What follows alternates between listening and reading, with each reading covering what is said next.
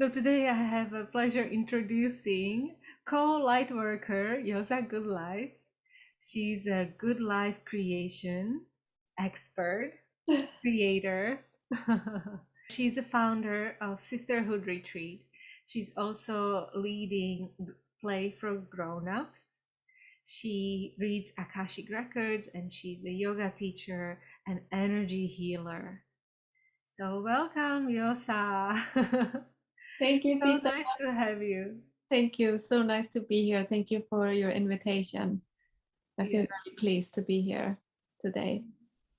yes, you're one of those special people that are absolutely, I know that you're absolutely dedicated to bringing light to the Oh, world, good life and light. yes. Yes. What inspired you to start with this journey? Oh my God. So just when you say this, I realize I just saw myself as a flicker in a moment as a little child and how I was actually dedicated from the beginning of my life, right? Which I do believe that most babies and kids are. They come here in with the light. I don't think there's one kid or one child that comes in without bringing the light, right? So, um, yeah, so that was a dedication from the beginning from my part. I think what actually enforced me to really go deep into this path was the resistance that I had around me in my environment. So Right. yeah, being born into a family that was absolutely beautiful people, absolutely beautiful, creative, super beautiful people, but had also a lot of resistance to spirituality as practices and were afraid of it, basically. Mm. Um, so I had had a lot of, one day I'll write a book about this because that was really interesting to experience how, the fear of this. While I was as a kid and a little child, I was like so drawn to everything that had to do with magic. But for some reason, there was like this, we can talk about that forever, about ancestors and fear and scarcity when it comes to, utilizing these tools. And I know I'm not the only one. I know that there's a lot of people that have been, and often the light workers, as we call them, are being born into these families so they can we're doing a lot of healing. We're doing a lot of ancestral healing and family healing by being here. So Mm-hmm. that's what I knew about myself from the beginning. Yeah, well, I do want to mention that you are, from what I see as a magical country of Iceland, and it seems to me that there are like little elves behind every rock, or that's what people say about Iceland. But I like also what you said that you you were inspired actually by the resistance you felt around you. Yeah, And I felt that I could only step up more. Of course, as a child, you get affected by fear, you get affected by shadows, you get affected by the darkness, which, there was a lot of that in my family, and a lot of depression, a lot of, mental illness, alcoholism, just to name it, just to give people the words like clear. I don't have to hide anything about that, but I don't dwell too much in those stories anymore, though. But as reflection on to get reminded on, wow, I came from this. Um, mm-hmm. yeah, how that actually could enforce me to do more or never give up and find my true inner light. That was, yeah. Mm-hmm. But yeah, Iceland is very magical. It's a lot of people are like, into all kinds of different woo-woo practices there and have always been. But then there are like maybe one occasionally that have a difficult experience and therefore they shut down, right? So there's this fear. And then there's also the fundamentalism of Christianity that has always been fighting against like this, like no, we don't want to talk too much about the elves or the fairies because that can bring strange energy or something, that's not according to the book. Yeah, but that's, I always had awareness, and I always had awareness to bring the light and bring joy to people. I was very like into that. And but later on I would develop anxiety and depression like many young people do, but mine became a little bit extreme, and I had a period in my life where I thought that I didn't want to be here anymore. And then I started out of, this is a long story, but I found a place that really helped me, which was Al-Anon. It is a place for the relatives and friends of alcoholics and people with addiction. And these are like free meetings, a 12-step program. And I started there pretty early. I was like 21 or something when I came into these doors. So 21 years old, and everyone were like, wow, you're so young. I was sitting there at meetings with people usually in their 30s, 40s, maybe more or less.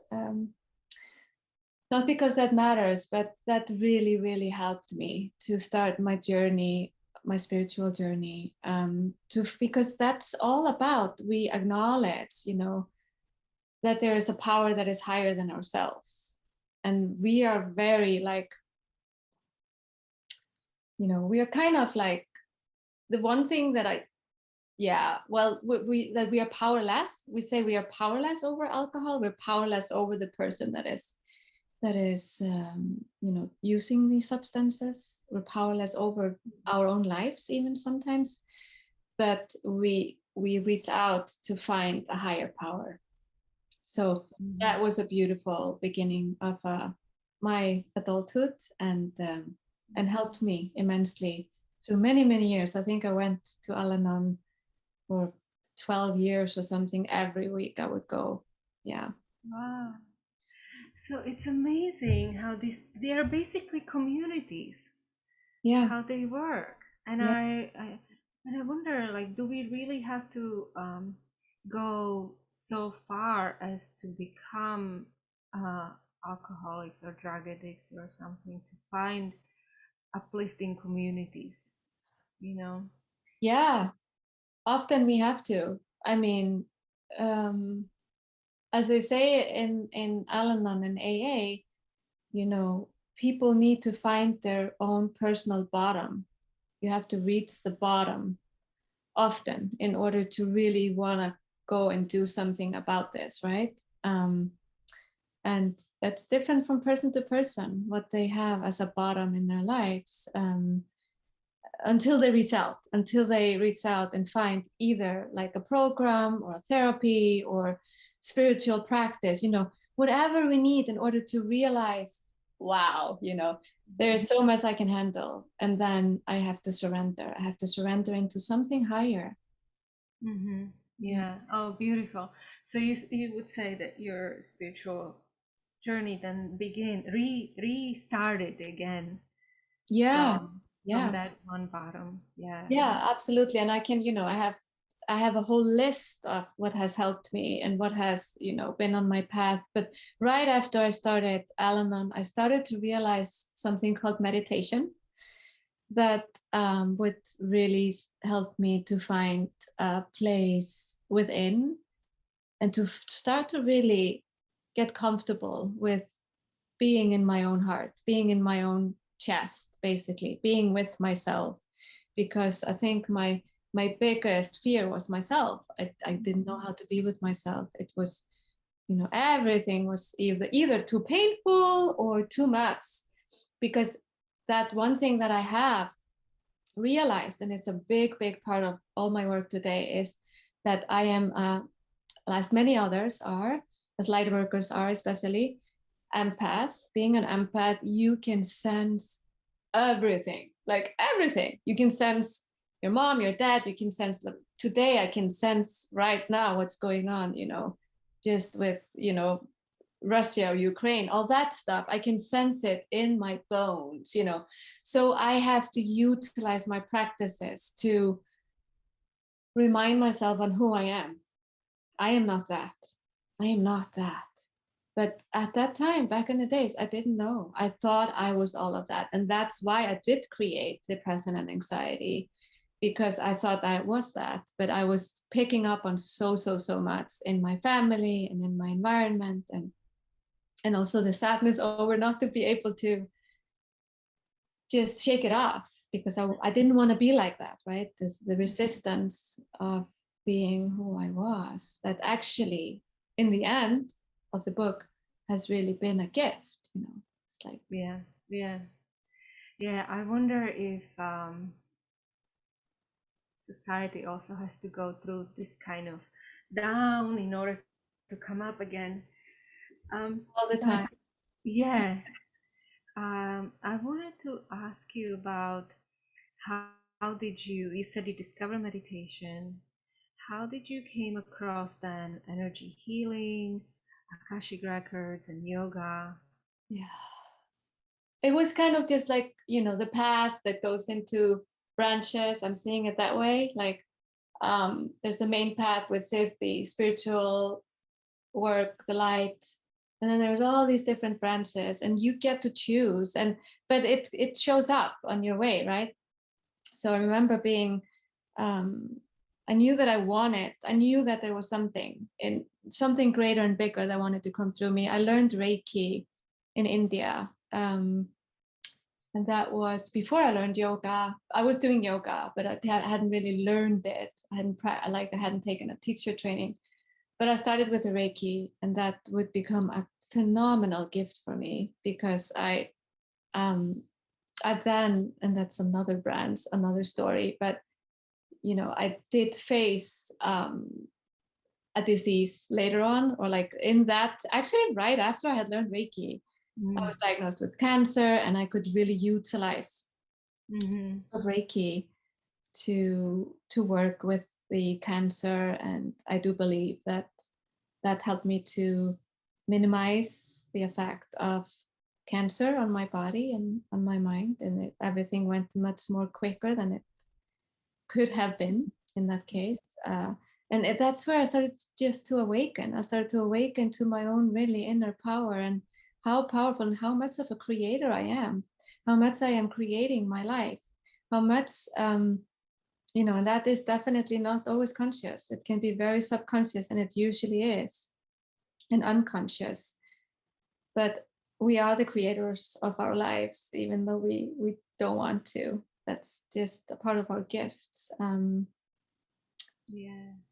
Lots of people are still trying to close their eyes in front of the fact that they are creating their life, and they want to kind of blame others and, oh, everybody else is a problem. Yeah. And but it's also the fact that we are creating it unconsciously.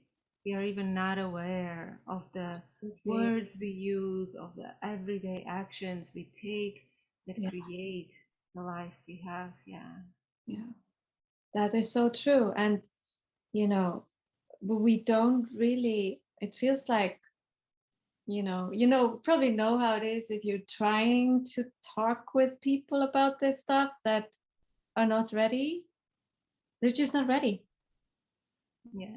And that's the interesting part. We just like, you know, you can't force, you can't really change the what's coming right now. You can't really change the pattern of an animal, or like the animalistic behavior, right? And we're all on our different paths, and some people are just not interested in this path. And to me, I wonder a lot about that.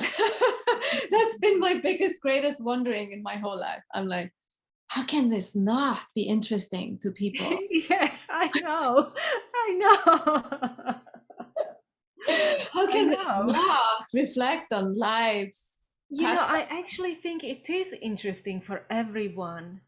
It's just like you were talking about different branches, that Yeah, they just didn't find that right branch that yeah, speaks to them, because yeah, they might have some kind of preconceptions that, oh, this is not for me, or sure. that is not for me. So I'm just going to close my ears Yes, to this because and and people are searching um, for their own way, and it's okay. They'll find their own way. Absolutely okay. And But it's all one way anyway. It's one light. yeah, it is. It's just in these times that we live in right now. I mean, haven't we all wondered about how wonderful it would be or how magical it would be if just everyone would have a tiny little fraction of what, you know, what at least I can just talk for myself, what I have experienced in terms of coming closer to a sense of, you know, a creative force, right? A creative force that, and just magic, just like Yeah. just like that. I mean, it sounds maybe, yeah, we could have a whole podcast about that, but magic everywhere. I mean, just the fact that we are, I think it's kind of like we're all awake, quote unquote awake in this life. We see a tree, but we don't necessarily see it, right? We don't necessarily see, we see a flower, but we don't necessarily see it. It's like we have to give ourselves time to reflect and be with it and receive from the trees, receive from the flowers. If we would all receive the gifts of earth, really receive them, there wouldn't be any war. Mm-hmm. Well, Yeah. there Yeah. wouldn't be any war. Um, well, speaking of general spirituality, you also have. I think everybody comes in to spirituality, and everybody has their own particular gift. And I strongly believe that probably how you have many gifts, right? But one of your gifts is this vision that you have, and being able to tune to people on the emotional level, and then be able to um, read, right? Like you were reading Akashic records, or feeling the energy, so healing through the energy. When did you discover that this is something that you can do, not just absorb, Yeah. but also have provide a service and Wow. help people in this way? No, I seriously believe you have this gift in reading Akashic records and seeing into even other people's lives, of course, if they give you permission, and seeing through images that comes to you very clearly. And but also you have this gift of a word that you're able to say something and then leave that impression in others. Mm. That's what I see in you. Yeah, and I do. I've started to realize that that is so. That is true. I, just to talk a little bit about the words. When I was in high school, we were writing. Right, I was in Icelandic high school, and I was writing essays in Icelandic, and I remember so clearly that there was this one of my teachers who was my grade teacher. I delivered an essay, and it was a reflection on something, and I wrote as a reflection from the embryo in the womb for some reason. And he was blown away. He was like, "Where did you get this from?" And at that moment, I was like, "I don't know." At that time, you're so young, you're like 18 or something. I was like, "I don't know." And I remember he said to me, "I think one day, I think, I think you are a writer, Josa. I think you are a writer. Like one day this will, but I had kind of pushed it away. What I can say for me is, once I found the Akashic records, everything started to open for me. I had awareness about that I wanted to write a book. I had awareness that I wanted to write things, right? But I never had the self belief in myself, because I wasn't really. Also, I've moved so many times. Like I've moved from Iceland to Denmark, so I was speaking in Danish and writing in Danish, and then I came to America, and then I started to write in English, and all of this became one big, like, I didn't know which one to focus on, right? So I was like, I'm not probably ever going to be a writer. But then there was this day when I was doing an energy exchange, like body process, like access bars, that I I've been practicing for many years with a friend in Manhattan. And she, all of a sudden, for some reason, she said something about the Akashic records. And I was just like, and I was like, say it again. She said, Yosa, I think you should look into doing the Akashic records class. And I was like, why do you say this? I said, I was thinking about this, came to me 2 days ago. Why do you say this? And so I started to look into it, and there was actually a class coming up that following weekend or the following week or something. So I signed up for the class, or I called the teacher first. And as I was talking to the teacher, who is Christina Cross, a very known Akashic records teacher and a beautiful teacher, and I was coming to Maha Rose in Brooklyn to teach the workshop. And I remember when I called her, there was this energy above my crown that just started to move, and I was just like, and I've never experienced this before. I just became high. I became super high. I was like, this is an energy that I don't know, but I know it. But afterwards, reflecting back to my whole life, I had heard the words Akashic records before, and every time I would hear it, I would be like, wait, what, where, what? But then I would shut it down. Yeah. It was the same with Reiki. When I was a child and I would hear the word Reiki, I would be like, wait, what, where, what is it? Who? What is that? I need to know more. But then again, shut it down a little bit. And I do believe this is our intuition. And I knew the whole time that I would become a reader of the Akashic records. I wasn't awake for it. I knew it within me, but I wasn't awake. We can be sleepwalking, right? And I was sleepwalking, and we do that in many fields in our lives. But yeah, taking that class, taking that workshop completely changed my life. After that, I started to tap more into the book that I've been writing for several years. But I realized I could start to ask the book questions in the records. I could open up the Akashic records of the book. And then everything started to change, because the book wanted to be something different than I wanted it to be. The book was alive. The book has its own energy. It's a creation. So I started to tap into the creation of the book instead of being like, I am creating a book. No, I am bringing the book into creation.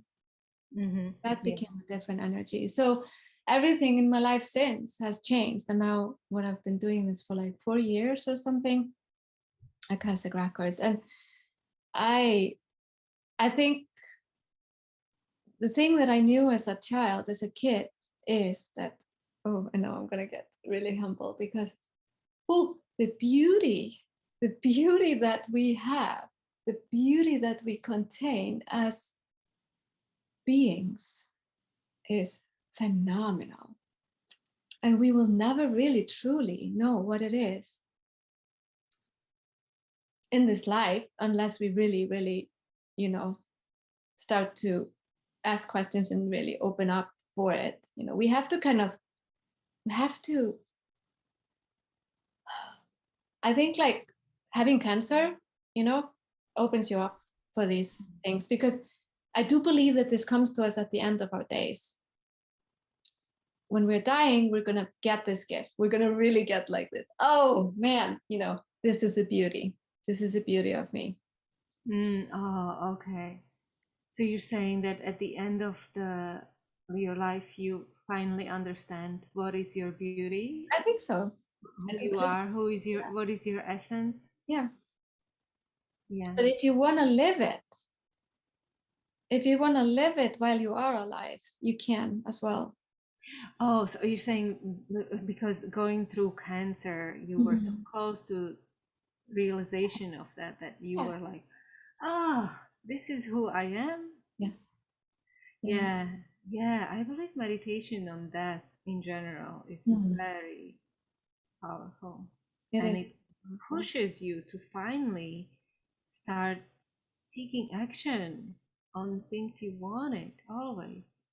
But I love what you said about kind of like, because Akashic records in many aspects are basically drawing information from the ether and there are like so many names for it. Yeah. Even in our hypnosis therapy, we call it talking to subconscious, but it's basically the same idea that you're drawing on thoughts that are existing in the ethers. Yes. Yes. And this is ether. It's exactly ether. That's another thing. I'm happy you mentioned ether, because when I was a kid and younger, I would be like, okay, the elements, water, fire, earth, and air. It's all kind of something that we can grasp. But I remember hearing ether, and I would always be so curious, what is ether? Why don't people talk about ether? What is it? And then people would say, oh, that's the energy between the seen and the unseen, or like in between the earth and the air. And I would be like, but now I do know what ether is. Mm-hmm. And Yeah. that's the unseen, but all knowledge and all, it's like the network. That's the Akashic records are purely like the internet, Mm-hmm. purely like the internet. But there's so many different frequencies and light Yeah. codes, as you know. I remember when you came and taught about the light codes in the sisterhood retreat, Yeah. that it's just endless. It's endless of information. And Yeah. probably that's where we can get really confused, and maybe some people get stuck. They're like, I don't even know where to start. Mm-hmm. Yeah. Yeah, because you really have to resonate certain vibration, and then you Yeah, receive information about some yeah, vibration. definitely. Um, so do you, okay, let's talk about, you mentioned these like Of words, right, course. that you hear, Huh? and one word that many people, like Reiki or Akashic records, many people react to the word Kundalini the same way. They hear the word, and and in my opinion, Kundalini is very similar. It's almost like a primal feminine power. I think Mm. it's related with the word, uh, we have a word kunda Mm-hmm. in Slovakian. Almost it's like a slang, Uh-huh. but it means the vagina or like the feminine organs together. Wow. And I heard in some other languages they have it as well. But anyway, so I think it's a very old word. I wonder if you have a relationship with that word, or Oh my God. how did Kundalini yoga work for you? This is one of these words, right? I talked about the Reiki and the Akashic. And then the Kundalini. When I heard Kundalini, I was like, wait, where, what, where, how, and I love just to see it this way, because it's like that's our intuition. It's like that's why I'm here. Like I'm here to know more. I know all of this. That it's remembering. It's coming back to, like these other words, like the concepts, Reiki and Akashic. And Kundalini is the same for me. It was like this remembering, waking up. It just woke me up immediately. I was like, Kundalini, wait, what does it mean? And I heard different explanations from people around me. And at that time, the internet wasn't that, like, I mean, I don't even think we had internet when I got to know Kundalini in the beginning. Um, but I remember being like, whoa, whoa, whoa, and a little bit maybe fearful for a moment, because it was attached to the idea of like, that's kind of almost against like the religion, against Christianity, or something came up around that. And I was like in my soul, I was like, no, no, no, no, no, it's so bright and it's so light. And immediately I could just sense, I was like, wait, Jesus practiced Kundalini yoga. Of course he did. Immediately I would start to download, but this was before all the Akashic, but I can see myself now how I got all these awarenesses, but I didn't. Who do you speak with these ideas about? Or to? You don't, and I was in my early 20s, I think, when I met And do Kundalini. you have any stories that you would like to share with about the practice? Ah, I feel that when I would do the breathing, a lot of this, like this stuff, I was like, I've been doing yoga for many years and I was doing yoga at the time, but what really was different for me with the Kundalini was the breathing and the mantras and the connection of, you know, the mind being so connected to this one point, um, was really life evolving for me. I was like, oh, finally I can do movement, I can do the voice, you know, the singing all together. um, I do remember one thing actually that I would like to share. It was, interestingly, I'm realizing it was actually in a class with you, and this was probably the first time that I met you. It was in a studio in Brooklyn. Narayana. It's no longer, yeah. And at that point, I remember I had this like very heavy energy hanging around me that had been like hanging around me for a while, like depressive energy. You did this 30 minutes or something. You were giving like a class for free for 30 minutes. It was like an opening of the studio or something. I think we were doing like this, exactly, like breathing like this. And you mentioned something about this being like really good for depression. I came out and I was just like, boom, it was gone. Oh, It was just gone. And I remember being like, that was powerful. oh, So that wow, was really, yeah. yeah, that Like you almost can see the world in a new way. Yeah. completely. And you know, because I work with energy, so I knew this is energy, and we changed something, which I couldn't have done with my rational mind. Couldn't have done this with my rational mind. I couldn't have, you know, I spent so many hours talking to therapists in my life, of course, and with full respect. And I think people should always go with that, but do something else on the side, you know? Don't only talk with your therapist. Talk with your therapist and then go and do Kundalini yoga or breathwork or meditation or get an energy healing session of an art, because it's not just the talking that will get you through things. Mm-hmm. That's for sure. Exactly. Yeah, because it's we have body as well, and body is holding on. Mm, Body is a main energy field, it an is. energy force. So the mind is too weak for the body sometimes Yeah. to overcome that kind of whatever stagnation, whatever, if you can imagine. It's so body has to move. Body And has to move, and we have to move in the breath also in and out. yeah, And that's another yes, powerful thing that I've started to do now, is like a lot of breath work.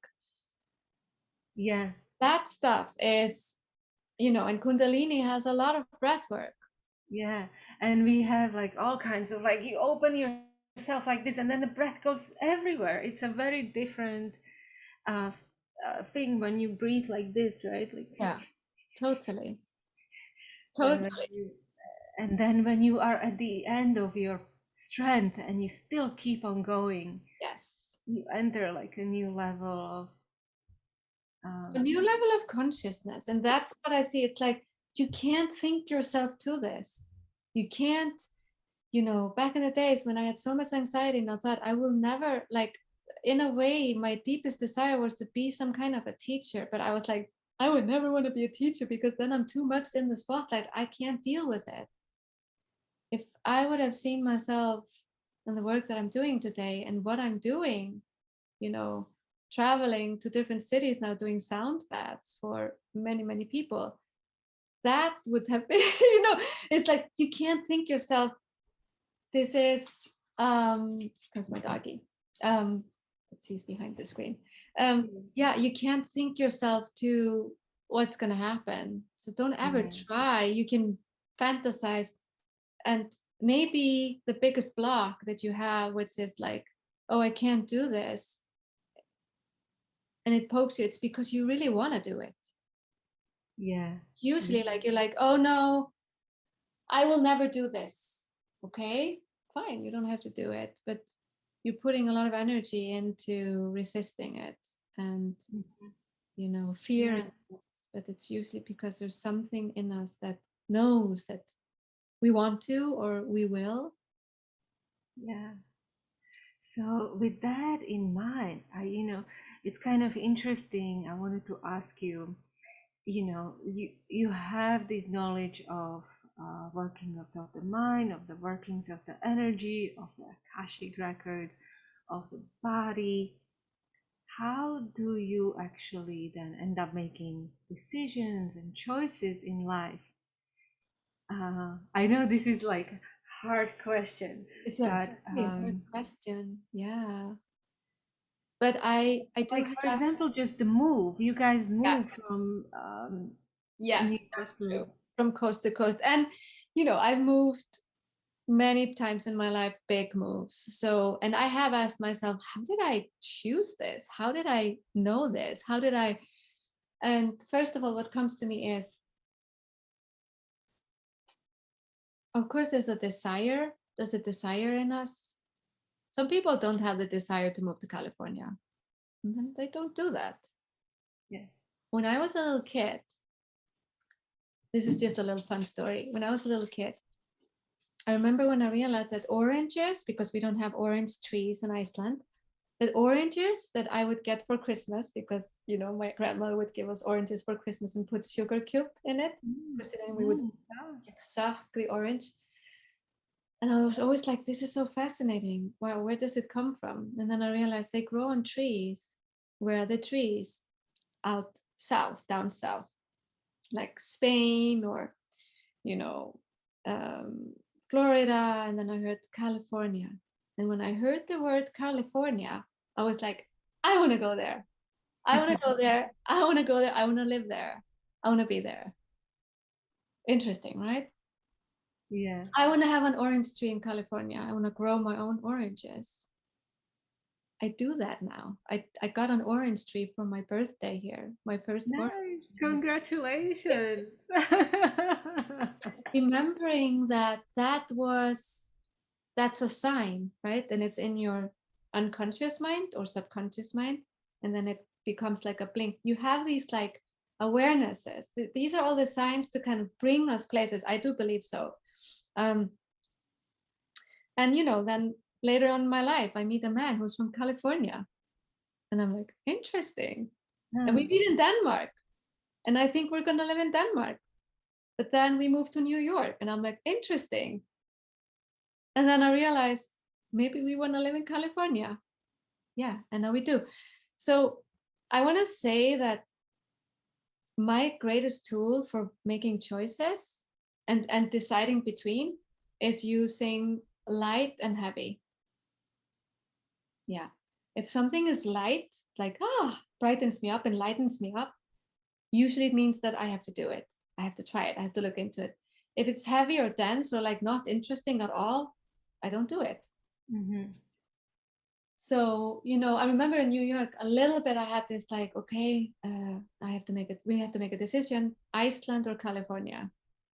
And then I would go to Iceland. I would be like, oh, it's so beautiful. I want to live here. But I came back to New York and being like, okay, feeling the energy, light or heavy. Yeah. And I did get, I was like, it's lighter. It's lighter for me to go to California now for us in Mm-hmm. this time of our lives.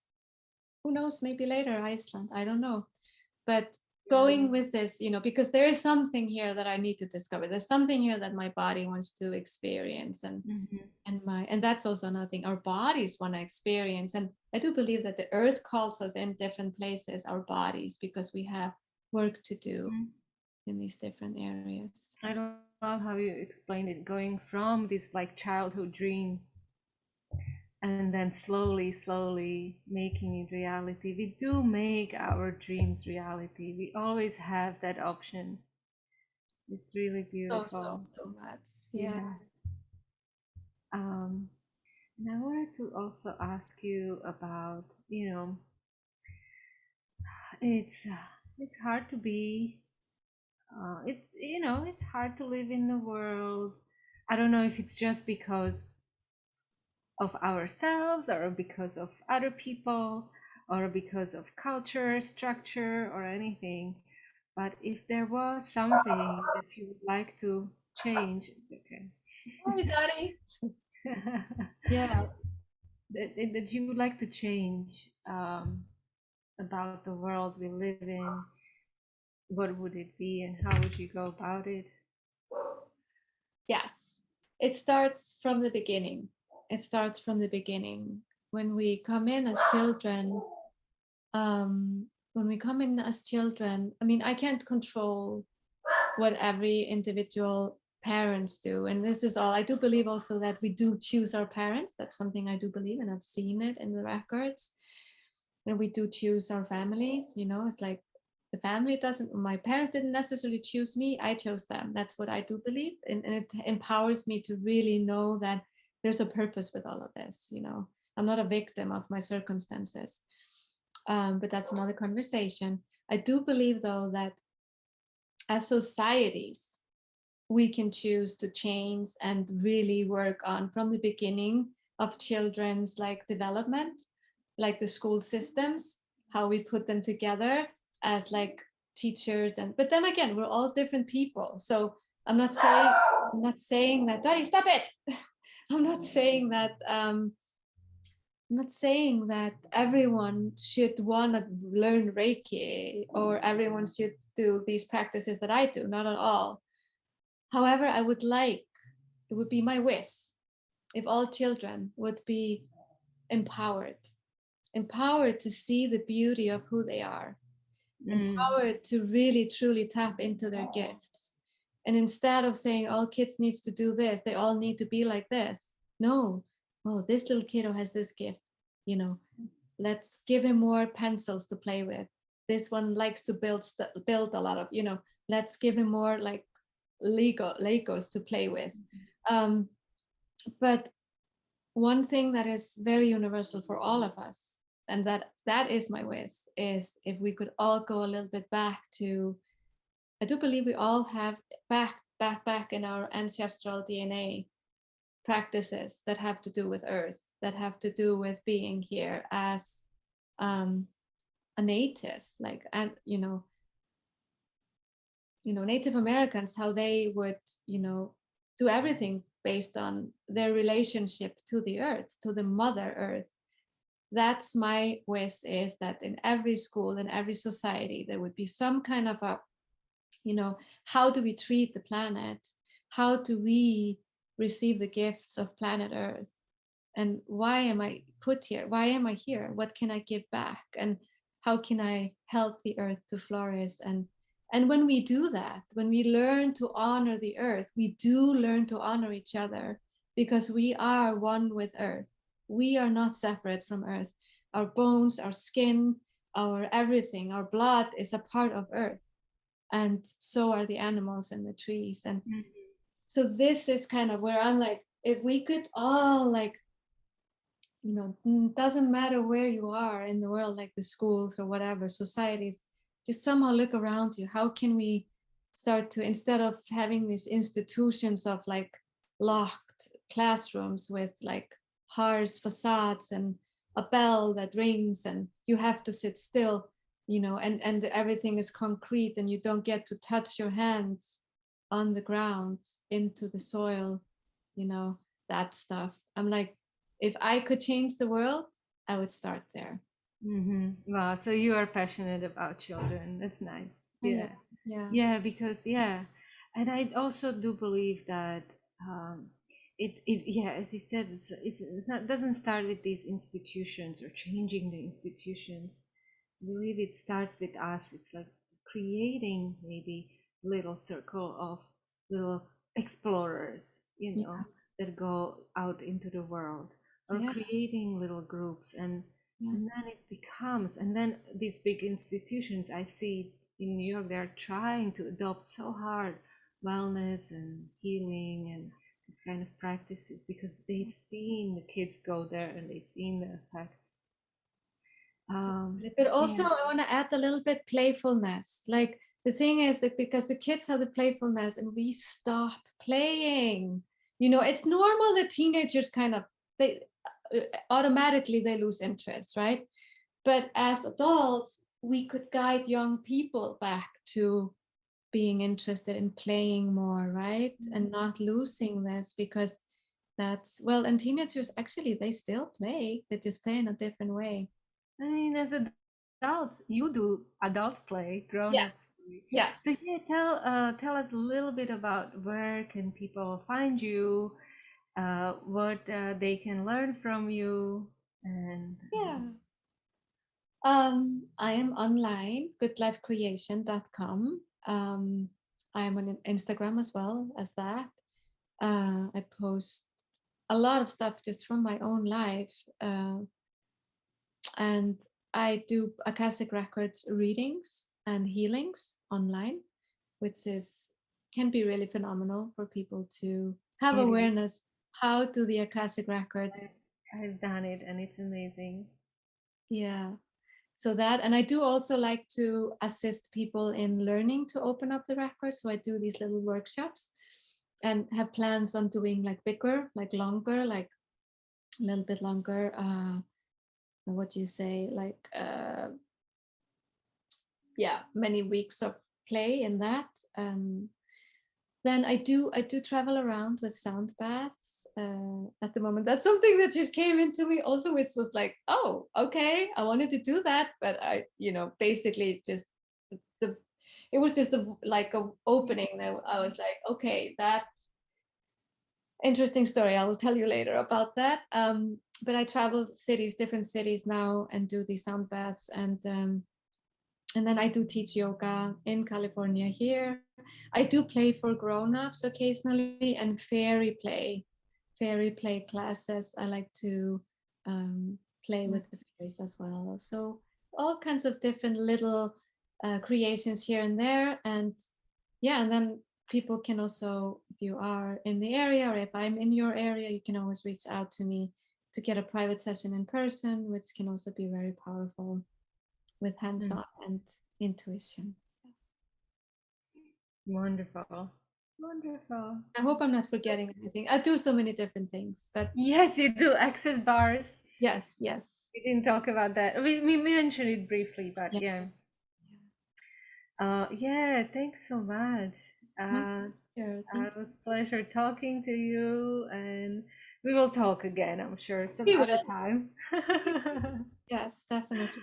Yeah, but good life creation. Yes, Good life creation. Yeah. Be very the good. magic. That's the underscore, like the underline. Be the magic. Be the magic, like the tagline. Yeah. Okay, Yeah. yes, Yes. very good. So Yay, thank you. thank Sat you. Nam. Bye Satna. bye. Bye.